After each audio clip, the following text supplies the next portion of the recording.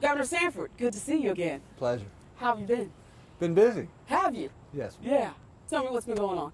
Well, got out of Congress in January, ended up teaching a class at the University of Chicago for the spring semester, came home. A number of friends have been suggesting crazy ideas, one of which we're going to discuss, and here we are. So 30 days, that's what you gave yourself, that window to decide on whether or not you were going to challenge Trump. How many days are we into that 30 days? Well, we're about halfway there. Okay, and halfway into it, you're thinking? I'm thinking I'm still undecided because it's a crazy, preposterous idea at many different levels. But what my friends have raised and what I've thought about is how do we elevate this larger issue, how much we're spending as a country, how we're digging ourselves into an incredible debt coffin and debt hole. How do we elevate that? Because it's not being talked about on the Democratic side, it's not being talked about on the Republican side, and yet what's historically killed civilizations and the dreams that go with being an American in our case is the buildup of debt and deficits at an unsustainable level, and that's where we are right now. Since 1994, South Carolinians have been seeing Mark Sanford's name on a ballot. For the first time last year, you didn't win. Mm-hmm. Largely in part, some would say, to Trump's endorsement of Sure. Arrington. Sure. What makes you think that this is a good time to even move forward? It's not a good time in an electoral sense. Again, I think anybody's thinking that they can go out and beat Donald Trump is kidding themselves. But what we might be able to do, and what I think is needed, is to have this national conversation about where we're going as a country. Because if not, if we simply let things go their way, history has shown that the financial markets correct these kinds of things for us, in which case it's brutal for your savings account, your retirement account, your ability to get a job. And so I don't know if the best way is starting an advocacy group. I don't know if the best way is indeed running a primary, but that's what I got about 2 weeks left to decide on, and that's what I'm doing right now. Now, South Carolina may not even have this primary. Correct. Governor McMaster said that if there is a legitimate contender to Trump, that he would support that. Mm-hmm. But the head of the state GOP is saying, forget it. Yeah. Yeah, right. So right. how do you win at home when you can't win at home? Again, you have to define what win is. Again, as I said earlier, anybody who thinks they're going out and beat Donald Trump, I think is kidding themselves in a Republican primary. But do we need to have that conversation as Republicans? You know, a linchpin of being a Republican historically has been about financial prudence, about financial conservatism, about not getting ahead of your skis on spending, and we are. Spending has gone up 25% over the last 2 years since Trump's been in office. 25%. If those numbers were happening under President Obama, every South Carolina Republican would be going nuts, saying, I can't believe we're doing this kind of spending. That's what's taking place. I think we need to have a larger conversation about it. So the goal from my end would be, how do you create a national conversation on us spending beyond our means, and how do you create a national conversation about the consequences of doing nothing on that front? Why don't you think the Republican Party cares anymore about fiscal responsibility? That's where there's a disconnect. I think that Republican Party leadership may not care, but when I talk to a farmer in Saluda, I talk to a shrimper down in McClellanville on the coast, you talk to somebody, looking at the family budget around the kitchen counter, there's an innate level of common sense across our state and across this country, where I think at the grassroots level, people still do care. Have they not had it brought up at Columbia or in Washington as it should be? Absolutely not. But does that question mark still raise out there in the grassroots level, where people say, this doesn't feel right. This doesn't make common sense. You can't go on running trillion-dollar deficits over the next 10 years. We've never done that before in peacetime. You can't accumulate the level of debt that we have now, that we've not seen since we were fighting the Germans and the Japanese for our very survival as a republic. You can't do these things without there being a consequence. And so I think that I would cede the point that people don't care at a political level. I think they still care at a grassroots level. Do you think that people don't understand intimately what it means to have this type of I mean, the old saying is, if you're explaining in politics, you're losing. And there's a whole lot of explaining to be done about the consequences to a family living in Lexington about what these numbers will mean. And so I tried to boil it down. Think about this. It becomes a math problem, a math trap. We will spend more on interest than we do on children next year. All federal programs for children. So if you're a diehard Democrat, you'd say, well, wait a minute, that doesn't make sense. If you're a diehard defense hawk Republican, and you say, well, wait, look at the numbers. We'll spend more on interest than we do on national defense in just 36 months. I mean, it's difficult to make real, but the numbers are real. We've never run deficits at this level. We've never had a debt this big. We've never had global debt where it is. And chickens have a way of coming home to roost. We've gone on spending beyond our means for a long time. I think we're at a tipping point. There are people who are going to watch this interview and they're going to say, well, my paycheck went up and my taxes went down and my 401k looks better than it has in a very long time. Sure. Why should I care about the national deficit? Why should I trust what Mark Sanford is telling me when I see what Donald Trump is telling me, essentially, for many people, showing up in their paychecks? Yeah. Because when I was, for 8 years of my life, in that building behind us, I remember many summers you deal with evacuation orders down along the coast because there's a hurricane coming or a storm coming.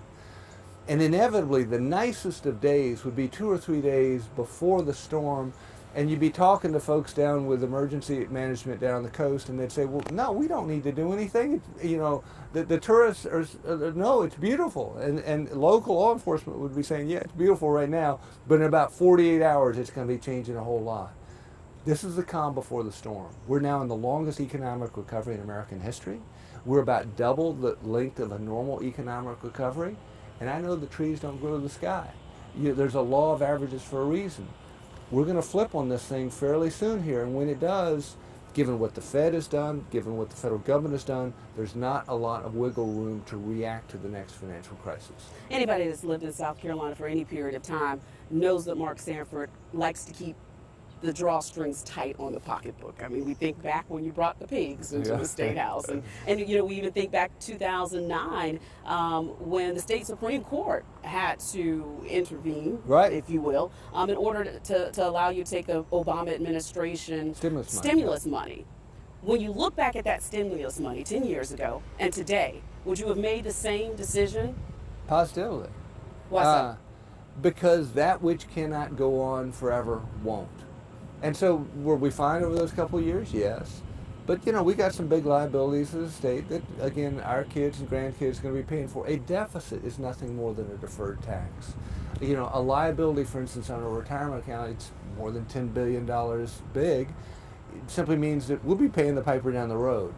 And all I'm saying now is, given the degree to which we have pushed into the future a lot of dealing with this, that we're now at a tipping point with the next economic downturn that's going to bring all this up to the front row, and then people will be talking about it, but then it'll be too late. So you say Republican leadership no longer really cares about this deficit. How do you make it make sense to the folks who are sitting around their kitchen table in Lexington County, Richland County, Orangeburg, talking about it? How do you make it make sense to them, to their pocketbook, to their children's future? Because it all seems very lofty. Right, fair enough. Fair How enough. do you bring it home to roost, to use your words? Yeah. What I'd say is that it's difficult on that front, but I'd say if you're a student of history, look at what's historically killed off civilizations. It's been that they basically spent their way into oblivion. There's an interesting book by a professor from Harvard and a professor at the University of Maryland talking about the last 800 years of financial history, and what they found was that typically civilizations have spent their way into real trouble. So if you're a student of history, you'd say that probably makes sense.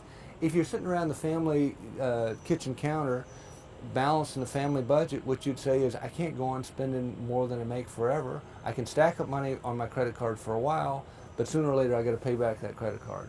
We're doing that now. 40% of our debt is owned by foreign governments. They're going to want their money back. They have certain demands. The Bible, if you're somewhere in South Carolina, it has a whole lot talking about the dangers of being a borrower. America's now the largest borrower in the world.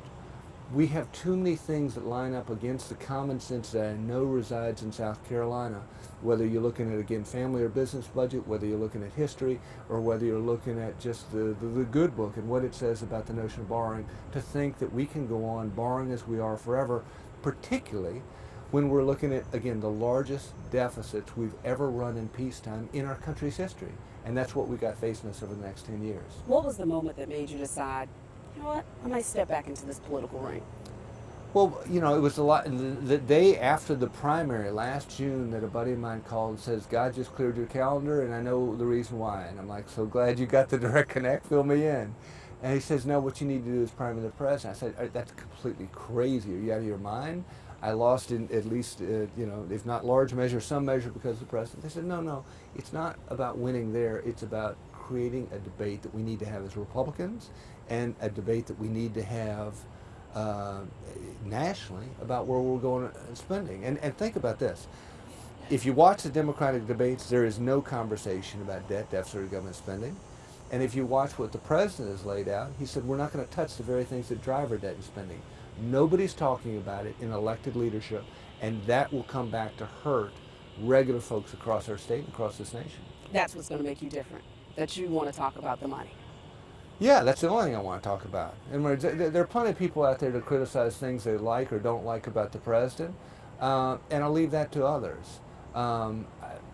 My differences are fairly well chronicled. I've got some differences there, but that's not the point. The point is, might we not have a conversation about how much we're spending as Americans around our collective kitchen table? When you look at the Republican Party today, is it the Republican Party of 20 years ago?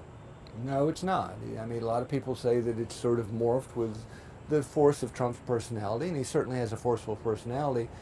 But again, I keep going back to one thing that I know. Over the last 25 years of my time in politics, over and over and over, I've had thousands of different meetings with people across our state, and there is an innate level of common sense that says to me that they don't buy into what is going on in Washington, even though the polls say otherwise. That says to me that they would not go along if they were given an alternative to, again, the present course of things on spending in Washington. So the bet is not that you can win or not win. The bet is, could you raise the issue if you did this? And again, I got 2 weeks more to figure that out. If I decide no go, then I'll start an advocacy group. I don't know what I'm going to do. I'm just looking for the best microphone to say, there's a big financial hurricane offshore. It's coming our way. If we don't make preparation for it, it's going to hurt all of us. If there's one thing you do know how to handle, it's hurricanes. No, I don't know how to handle them. You react to them. Nobody handles a hurricane. You react to them. And in this case, if you look at the history of man, if you get ahead of the curve, you can do things that lessen the impact of a financial hurricane. If you wait for the financial hurricane, the process is bloody for your savings account, your retirement account, again, your ability to get a job, the currency, inflation, go down the list. One thing that's been hurtful for a lot of Americans is the divisiveness that some would say that Trump has brought to the White House, specifically along racial lines. Would you be able, would you be willing, would you confront that type of hate speech head on? You know, because when we look at some of our elected officials, they haven't done so much of that from South Carolina. Yeah, what I'd say is the Bible says that we're to love one another, and we're to stir one another up to love to good works. You know, and the Bible says love God with all your heart, soul, and mind. Love your neighbor as yourself. Too much of what we see in terms of political discourse is the opposite of that right now. I know that when I was governor, I appointed more African Americans to the cabinet than any other governor in South Carolina history. The African American first chief of staff, go down a long list of different things on that front, because I think we got to include everybody in the conversation. That's important, whether we're talking as a South Carolina family or as an American family. And what it becomes is tit versus tat, and an endless cycle of spin. So what the president will do, throw out an inflammatory tweet. People react to it, opponents react to it, media reacts to it. His proponents say, well, no, what he didn't mean was this, he meant this, he didn't mean it that way. And you get caught up in a 2-week spin cycle in the media of he said, she said, he said, she said. And meanwhile, we're not talking about issues like the debt that really are going to impact people's lives. And so what I'd say is, we got to tone down the rhetoric some way, somehow in Washington, because if not, we're not going to deal with the issues that really will impact our lives going forward. There are more than 20 candidates on who are now up for the primary. They're on the Democratic ticket. Who looks good to you on that side? Or are you even paying attention? I'm not. I'm a Republican, and I've always tried to reach across the aisle. I have friends of all different political persuasions.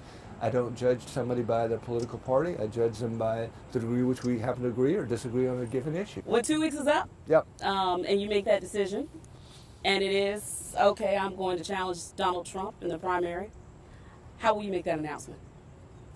Come to you. Of course Yeah, you of will. course. Yeah. I don't know.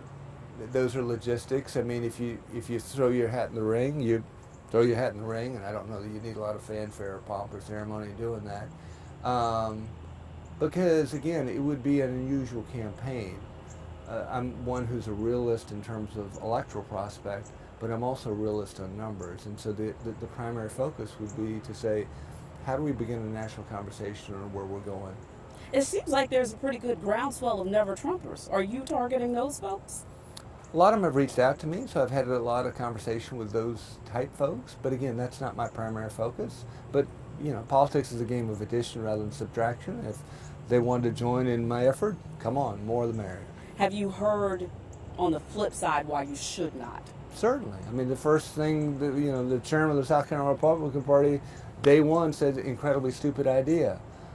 And my point was, wait, I didn't say I was running. I said I'd look for any way possible to advance this debate, whether that's starting an advocacy group or running or some other means.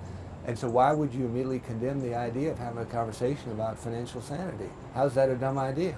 I think it's important because what happens next financially impacts, again, our job prospects, our savings prospects, our retirement prospects, all of it. Why we would not want to have a conversation on that is beyond me. But there'll be a lot of folks who say, no, you can't in any way challenge the president, even though his spending is 25% higher than President Obama's. You can't in any way challenge him because then you're not part of the team. I view team differently. I believe in a team built on ideas, which means you and me, we may have different political persuasions or we may have the same one. We don't know. But what we do know is we might agree on an idea out here. Good, let's work on that idea. And the idea that I'm talking about is financial sanity. Might we not have a conversation on that in this country and in the Republican Party? Because if not, there will be consequences for every one of us. What are your sons saying about this? They're mixed. They're skittish because you open yourself up to being a human piñata and all my faults and foibles being laid out there again. We talked for years in the aftermath of '09 on how I messed up and how I was sorry for it, and had a conversation with South Carolinians on this larger notion of repentance and grace, and all of which I've experienced. But that's not fun to reopen old wounds and to get criticized again for a chapter of your life. What I hope I'll be judged on is the same thing that I think we all hope we'll be judged on, which is the totality of our life, the whole of our life. Don't judge me on the best day of my life, don't judge me on the worst day of my life.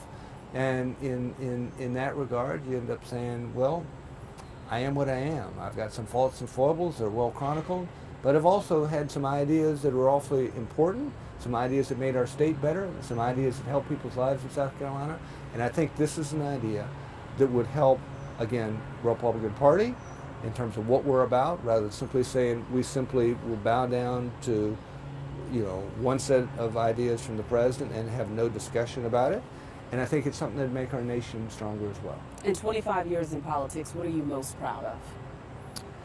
Oh, for instance, we passed the first cut to the income tax in South Carolina history. So there are a lot of small businesses out there that will never know me, never heard my name, that will have a little bit more money to take home for Christmas presents come Christmas time, or to allocate to a Christmas bonus for employees that wouldn't have had it. We passed a long list of first when I was governor. I love land conservation. We actually set aside more land during my governorship than during any other in South Carolina history. I could go down a long list of things that I was proud of during that time period. But what I'm most proud of, to answer your question, outside of politics, would be my 4 boys. They're doing well. They are. Yeah. They are. Yeah, talk to us a little bit about what they're doing now. They're grown up. Everybody remembers them as little stair steps. Right. So they're stair steps no more. They've grown up. 3 of them are out of college and working, and the baby is a junior in college. Wow, the Yeah. baby's a junior in college. Yeah, How about that? How Yeah. about that? So you'll be 60 in 2020? Yep. You sure you want to do 4 more years of politics after that? Or maybe even 8 No, as president? again, I'm a realist. I think we need to have this debate. I'm going to look for any way of advancing the debate. End of story. Governor Sanford, Pleasure. always a pleasure to talk Good to with see you. You too, thank you.